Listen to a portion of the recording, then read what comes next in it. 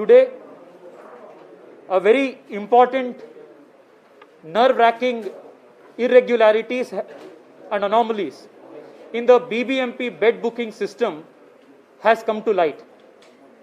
Like all of you are aware, in the last so many days and almost a month, people in Bengaluru are desperately trying to get one hospital bed to save their near and dear ones. However, each day, the BBMP bed booking software shows that all beds all across the city are only blocked and no bed is available. Every day there are so many patients who are getting discharged, so many patients who are unfortunately dying and getting discharged, and therefore there must be beds that must be made available. But check the BBMP website at any point in the day or any point in the night, the BBMP bed booking software shows that all beds are blocked. How does this take place?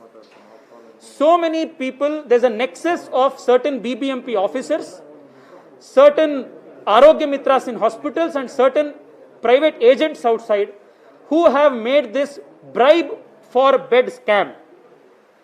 So asymptomatic patients are blocked beds.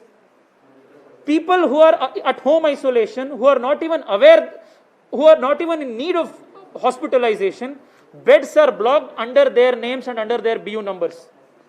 Thereafter, certain people who are outside agents speak to the people in charge in the war rooms and then re-allot the bed to those people who make a certain payment to a certain person outside. So this allotting of beds to asymptomatic patients, later re-allotting it to patients based on certain pecuniary or otherwise considerations, is a most disgusting thing that can take place during a pandemic. Second, in the last 7-8 days, the data that we have analyzed, more than 4,065 cases have come to light where beds that have been booked by the BBMP have gotten auto unblocked. What does this mean? A certain patient who does not need a bed is allotted a bed. Thereafter, for a period of 12 hours, the bed is reserved in his name.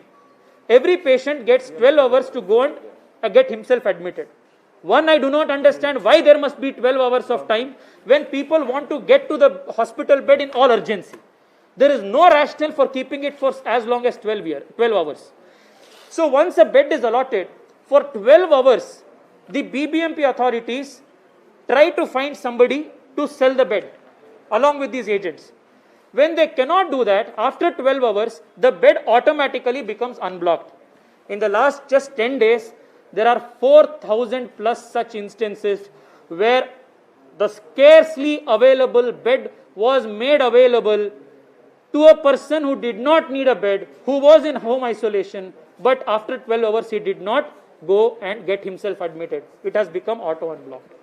There are instances where one person has been admitted to a hospital, has been allotted multiple times to multiple hospitals. I have made available the video and I have made available the audio recordings. The person is not even aware.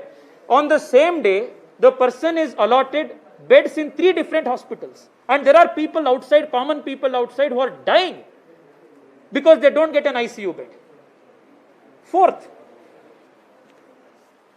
this is a curious case of how in certain big hospitals, admissions take place only in the wee hours of the midnight. Not a single admission or allotment takes place at any time during the day. But after 12 o'clock in the night, at 1:30, 2 o'clock, 2:30, together 15 or 20 beds are opened. 2:30 a.m. in the night, 10 beds are made available.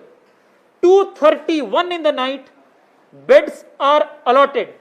2:31, 30 seconds, all 10 beds are admitted. Were the patients waiting just beside the ventilator bed and jumped inside the bed to get admitted in 30 seconds? How can people get admitted in 30 seconds time? 12 o'clock, bed opens. 12:01, bed is allotted. 12:01, 30 seconds. 12:02, bed is admitted. There are hundreds of such cases. Honorable Chief Minister Shri B.S. Yediyurappa ji has called me, has called all our MLAs and has called a special meeting today at 5:30. He has said that all those officials who are involved in this bribe for bed scam will be taken to task. I want to assure the people of Bengaluru, you have given me a very important responsibility, and this is a time where I will never fail you. We will not fail you. If we are not able to raise our voice and correct the system, it is most dire, then we have all responsibility for it. We will ensure that this whole thing will be taken to a logical conclusion, and starting tomorrow, all those people who are involved in this, I want to see them behind bars.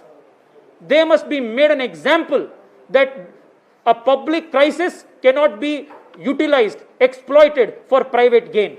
What they have done is not just corruption. What they have committed is murder.